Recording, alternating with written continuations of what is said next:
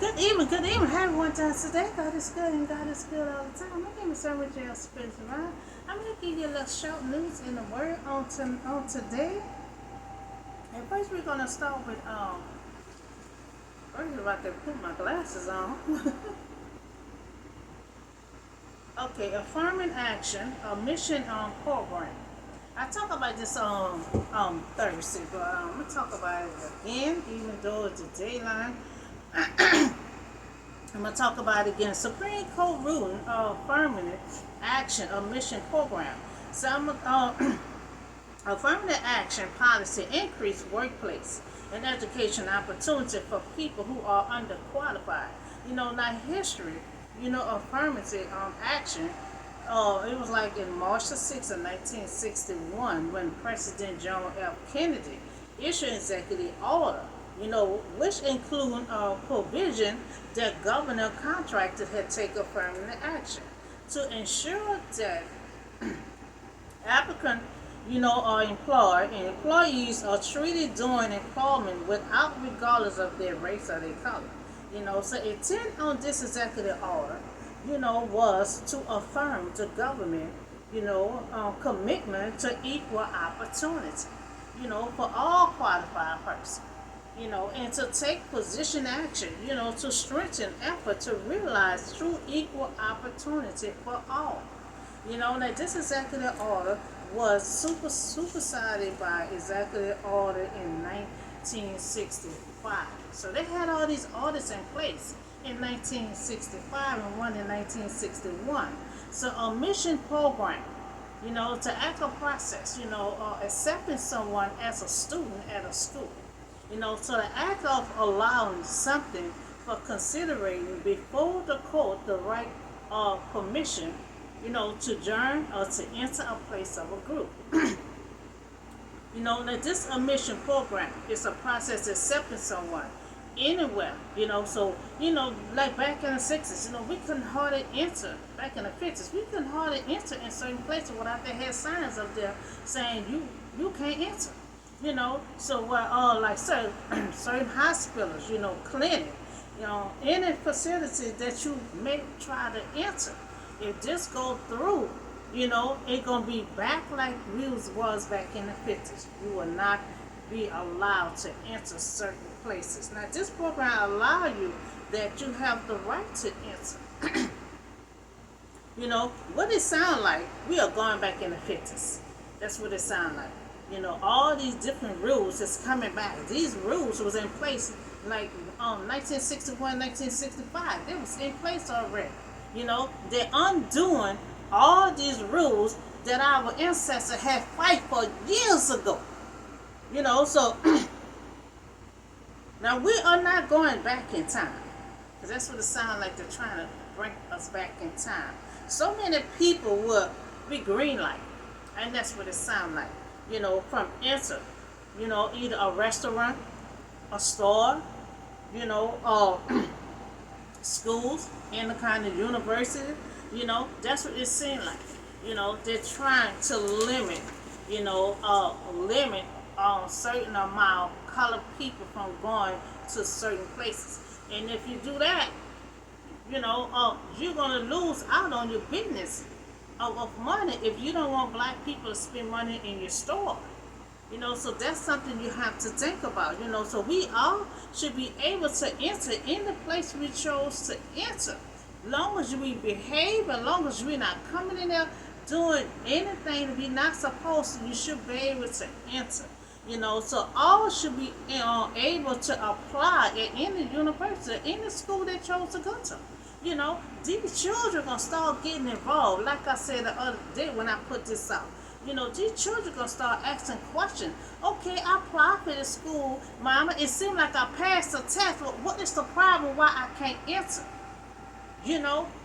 These policy was already in place in the 60s and the 50s.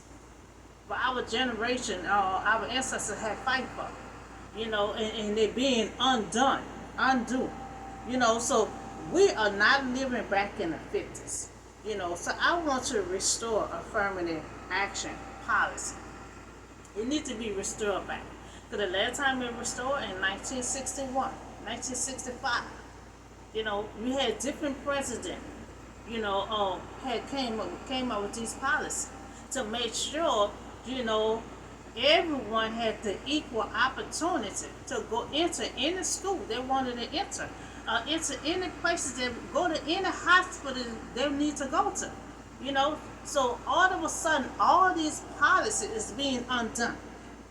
Executive order to affirm equal opportunity for all qualified persons. And, when they go to the school, it shouldn't be about color. It should be a qualified person, to answer, who can pass the test, who got the skills and the qualification to go to that school. So to ensure all applicants and employees are treated equal regardless of their race or their color. And that's how it should be. It should all. If anybody, a qualified person, apply to enter a school, and they pass the test, they should be able, to go to that school. So I also want to restore a mission program, to ensure all persons that are accept, someone as a student, or enter a place or any facility that you may want to enter. Just like I had spoke earlier, but pretty much these almost the same admission program and affirmative action. So any student should be able to enter any kind of university or any kind of school if that person is qualified. Don't turn someone away if they have not even applied for the test or even applied for the school. They're getting turned away. It shouldn't be that way. Now, even if they take the test and they pass, they're still pulling them away. So we have to break this cycle, because we're not living back in the 50s. So this program will allow all to have the right to enter any school, any building, any hospital, or anything, any facility that you're trying to enter. Restore affirmative action. Restore a mission program. The right to enter any facility that you choose. Enter any university that you choose. Enter any hospital that you choose. We have the equal right. If we qualify for the position, why not have it? So it seemed like they're going back into the 50s. Green light, putting signs up that certain people cannot enter. We don't come too far, to be green light, to be living back in the 50s. So that's the news I have for that. So we still in June. So we dealt with the first round, the first test. So the first round of discussion to speak. Now, we end off yesterday that his friends had arrived. They saw Joe from a distance and they couldn't even recognize Joe. But then when they went to him, they all sit around him and just got quiet. So now, remember his 3 friends arrived, but they sit around for 7 days and 7 nights and being silent. They didn't say anything. What we about to see, Joe is about to be the first one to speak. So now Joe opened his mouth and he cursing. Now he didn't curse God, but now he cursing himself. He cursing the day of his birth. Now he said, "May the day of my birth, perish." In the night, that say a boy is conceived. Now he cursing himself, wishing that he was not born. So what I fear, had come upon me. I have no peace, no quietness. I have no rest, but only turmoil. Joe is in so much pain right now. And sometimes, good thing he in pain, good thing he not cursing God, he cursing himself. Because when we in our turmoil, when we in our pain and suffering, we do have to watch the word we say towards God. Now he doing the right, not doing the right thing, but he cursing himself. And see, he is the person that always comforts someone else. See, you could be a comforter, but when you in the mix of that storm, I mean, who gonna comfort you? That just like me. I'm healing myself day by day. I encouraging myself day by day. Because when you are prophet, you always healing someone else. And then you in that storm, you got to heal your own self. Now he not talking the words that he used to try to heal somebody else. He talking the opposite. So we got to learn how to comfort and encourage our own self when we in the mix of that storm. We got to watch the words that we say, even about ourselves, about God. Because when you say, that's why when you in that storm, don't never say you want to be dead, because God give you a wish. You remember John? I wish I was dead, because I know you was gone, and sure enough, God allowed that big old tree to fall on him. And the Israelite, the second generation was gone because of the words that came out of their mouth.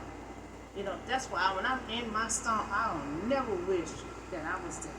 I always say I want to live. You got to say you want to live. You got to encourage yourself in the mix of that storm. Don't never do the opposite, because sometimes when God done with you and you say them words, he allow it to happen. So you got to watch the words. But he said these words. But see, God had a plan for Job. And God wasn't ready for him to be gone. So now Job finally spoke to respond to his second test. This is second test. Physical affliction, contract, greatly to his attitude after the first test. The first test was horrible. The second test was with his skin to his bone. Now Job still did not curse God, but he cursed the day he was born. He felt it would be better never to be born than to be forsaken. Now anyone who go through what Job go through, he struggled emotionally, physical, spiritual. His misery was deep. And remember, his friends would cross the distance. They saw how deep it was. That's why they were too even scared to even come near him. And when they did went near him, they just sit around him and just was quiet. They see how deep and hurt, he was. So he can never, we can never understand. We can't estimate, how vulnerable that we are during times of suffering. See, when we in our pain and our suffering, we have to be careful, because we is so vulnerable. You're so vulnerable when you're in the midst of that suffering. Anybody can come along and just mess over you. So you got to still keep a strong mind. You got to still be strong. You still can't don't go out there, looking like you in the storm. And you got to see the main thing in your storm is your mind. It's your mind. Because you're so vulnerable when you're in the mix of that storm. You got to keep a strong mind to get through it. Because if you let someone else see your weak mind, they're going to try to mess over. And so Job is vulnerable right now. He in deep pain right now. That he ain't been taking care of himself. They can't even recognize him. So we must hold on to our faith. Even if there is no relief. So he feel like there's no relief right now. Now he's the person that always comforts someone. But he feel like he wish he was never born. Now that's not the kind of encouragement he should be giving himself, because he won't say that to no one else. So now Job spoke, but cursed his life. Not one of his friends, speak. Because see, they're waiting on him to speak first. Remember I had told you yesterday, their generation do is when they go to help someone who mourning, they have to talk first. So his friends said to Job, use to instruct and strengthen the hands of people. So he used to be the one that strengthened everyone. support people, give encouragement words and stuff. But then he not doing it to himself. So his friend also, your words have support those who stumble. See, Job was a prophet. Job was the one that was encouraging people. You strengthened many that was in trouble. This is friend telling him. you know. But you are in discouraged right now. He discouraging his own self. It strike you that you are dismayed. He not taking care of himself. You know, he not saying the right words. So your pity should be on your confidence. And I see the friend is trying to comfort. The friend doing a comforting right here. His friend telling him your pity, should be your confidence. Your blameless ways should be your hope. So he should have confidence in himself. He should have hope in God that God gonna get him through it. Now he knows it's not God doing this, but he's so scared to even talk to God. He praying to God, but he not praying to God in words or why and what. He not praying to. He's scared that his life gonna be taken. We're gonna read that down the line. The reason why he's scared to talk to God. So we see this friend. The three friends. Is letting Joe know that you are the one that everybody goes to for comfort, and you lift people up, but now you downrating yourself. So how you do that? How you comfort somebody else, but you're downrating your own self. So it's easy to encourage someone else, but when you down, we have courage. We have to encourage our own self as well. We are setting example for everyone, that look up to us, on how to get through this storm. Now the only thing I can say, when you in your storm, still keep up with yourself. Joe not keeping up with himself. Then nobody came and recognized him. And another thing, this too, when you in your storm, don't downrate yourself. Because when you say, take your life, God take my life, sometimes he would do it. Sometimes he would do it. So you got to watch the words that come out of your mouth. You have to encourage yourself. That's why in the mix of my pain or whatever, I always say I want to live. I want to live. You got to let God know you want to live. Don't talk pity on yourself. So the friend said that he observed those who pile evil and those who sow trouble reap it. So at the bread of God they will perish. Now he trying to tell Job, whatever you did, what I see with evil, that they perish in front of God. So he trying to tell Job. See, all his friends gonna come at him like he sinned, like he did this and did that. Job don't know why he going through. All Joe know, I'm innocent. I ain't doing anything. So and he too scared to talk to God. So, but his friends gonna try to condemn him, but they have not found anything that Joe did. So his friend claimed to have been given a secret knowledge through a special revelation from God. Now, I ain't read all the details of the stories of the friends because it's so long. But he said he had a revelation of a secret knowledge from God. Supposed to be about Joe, I guess. So he's saying that he had a revelation, from God about this situation. That's why he's trying to talk with sense. But then he come down and saying, like, Joe, you did evil, if you sin or whatever you did, a lot of people that I know sin against God perished, which is true. But they have not found anything what Job did to give him that kind of testimony. So he made three wrong exceptions. One, he said a good person and an innocent person never suffer. That's false. We do the most suffering than anything. You know, wicked person can just walk around smiling and be happy. You know, a Christian person, good or innocent, we gonna do the most suffering. You know, so too, he said, those who suffer are being punished from past sin, and that is false. You know, God is not punishing Job he said from his children. His children is gone too. So God is not punishing Job from past sin of his generation. You know, we all know what Job is going through. You know, God allowed to see how strong his faith is. It don't have anything to do with his past generation.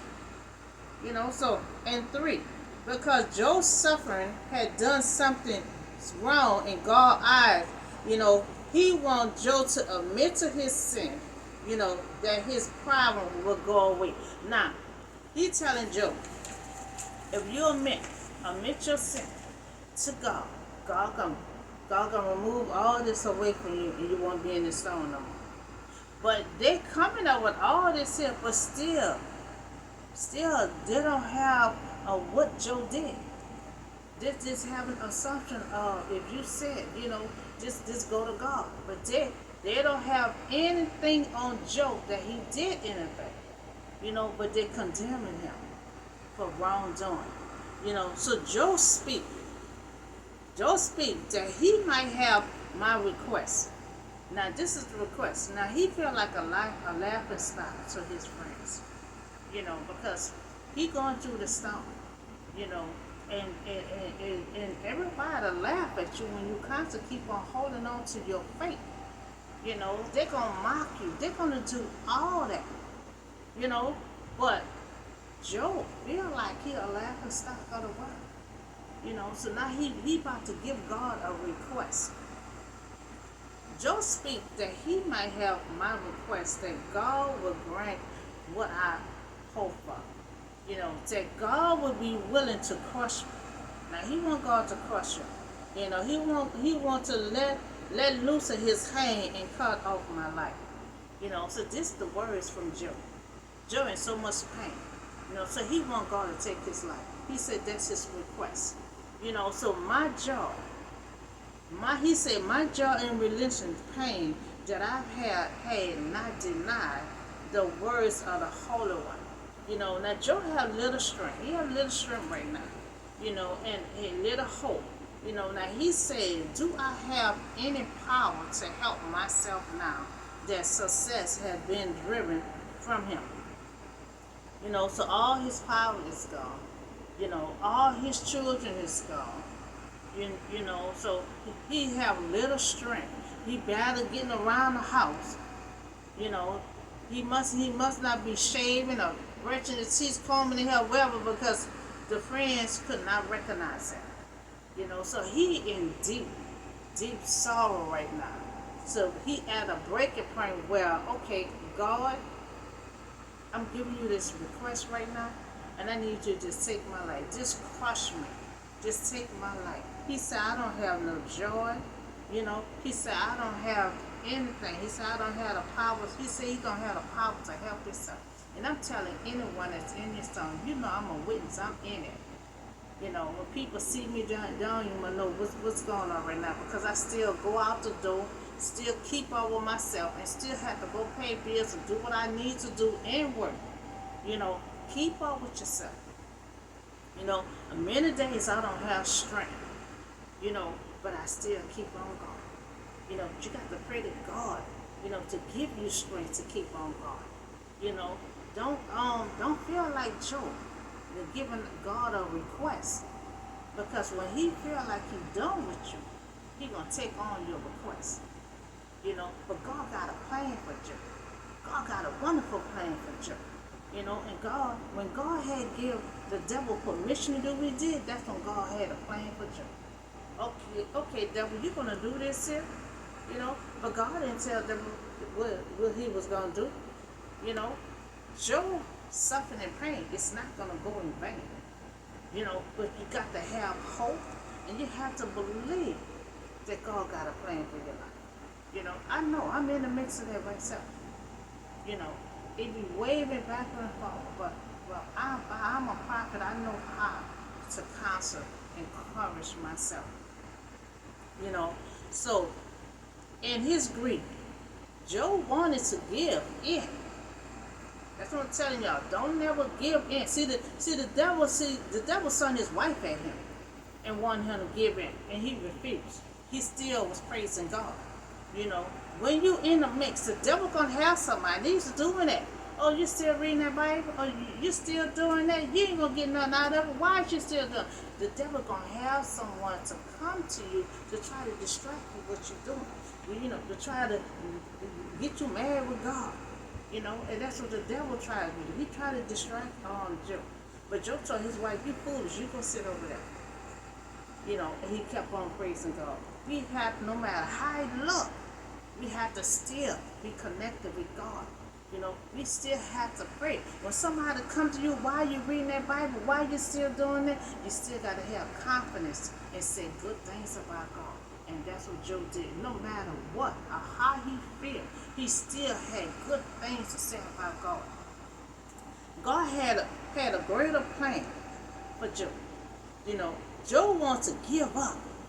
He wants to give up. Don't y'all never give up, and get out. That's why I've been showing the devil. I'm not going to give up. I'm not going to give in, and I'm not going to get out the race. The devil wanted Job to give up, wanted him to give in to his wife, and wanted him to get out the race and just curse God. But when the going get rough, when the going get rough, that's when it gets hard. That's when we really, really have to put our trust in God. When we don't see our way out and we in so much pain, we have to put our trust in God. In the good times and the bad times. We have to trust Him during the difficult times. Trusting the difficult time. He will test us our limited, and exercise our faith. So in our struggle, or large or small, we have to trust that God is in control. God controls the spiritual warfare. God controls anything. You look how God controlled the devil. The devil had to get permission on Satan. Satan had to get permission from God, to do all that stuff to Job. God be in control of all this stuff, all our stuff. So God is in control, and that He will take care of us in the midst of that difficult storm. So I know how Job feel. I know how Job feel. I'm in that storm. In that storm, and you feel helpless. You feel like a laughing stock. You feel like a laughing stock. But see, that's what Job felt like. But God, he thought all that went to waste. It went all in vain. God watched everything. And God had a plan for Job's life. They're laughing at him now. But God was testing his faith. God don't want us, to rely on what people is saying and what they're laughing about. God wants us to continue on focus on Him in the storm. Not worry about people laughing. Because God gonna straighten all that out at the end. All that hard work and that pain and suffering, they ain't going to waste for Job. So I know how Job feel. God had a plan for his life. So now this is the second friend. I can't pronounce the name. That's why I'm saying 1 and 2. They're speaking out. One by one is speaking out. Now he think his children sin. He think his children sin.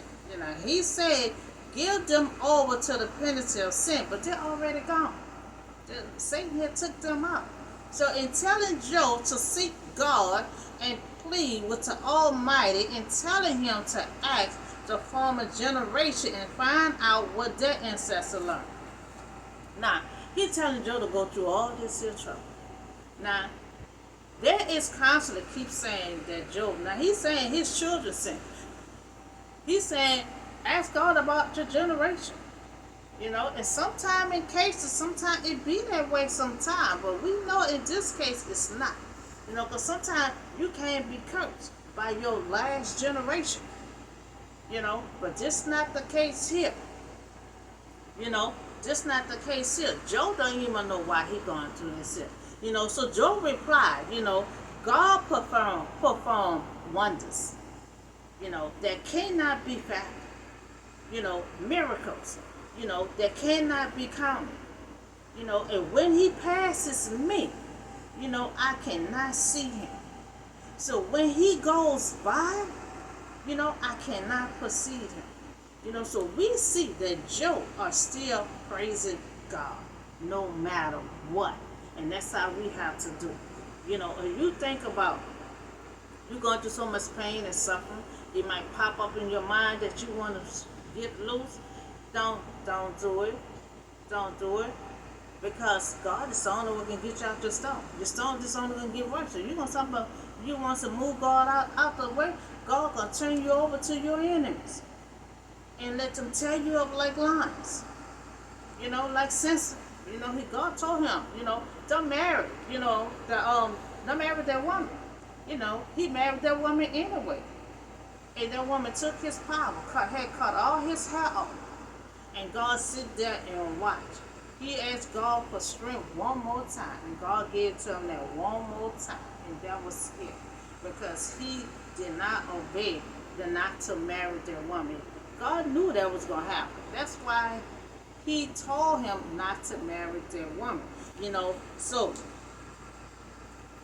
this is the third friend. Now this friend is telling Job, devote your heart to him and stretch out your hand to him and put away the sin that's in your hand. Now they're telling that now this other friend. So all three of the friends saying that Job sinned, but they don't find out what he sinned about. They ain't found nothing that he did, but they're incriminating him. So now Job replied.